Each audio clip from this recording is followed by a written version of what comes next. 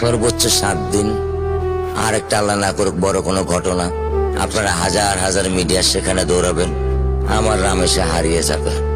তার 15 দিন পরে বা 1 মাস পরে বা 5 মাস পরে আইনের ফাঁক ফোকর দিয়ে কোনো না কোনো ভাবে উনি জামিনে বের হয়ে আসবে। এইটাই তো আমাদের সমাজের চরিত্র। কত কোটি আইন করবেন, কত বড় আইনের বই বানাবেন, যদি আইনের প্রয়োগ না করতে পারেন। ওর জীবনে এমন কোনো চাওয়া নাই যেটা আমি পূরণ করি নাই।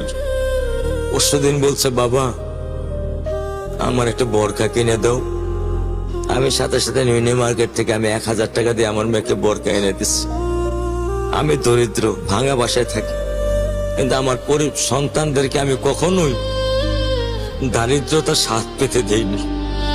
আমার স্যান্ডেলটা দেখেন 3 বছর পুরাতন ছেঁড়া, কিন্তু আমি আমার স্যান্ডেলটা পাল্টাই না, সেলাই করে নেই, কিন্তু আমার বাচ্চাদেরকে আমি কষ্ট পেতে দেই না। শুধু একবার বলছে, বাবা লেচে খাবো। আমি 1 মিনিটও দেরি করিনি, 1 মিনিটও আমি দেরি করিনি। ও আমার একটা হৃৎপিণ্ড।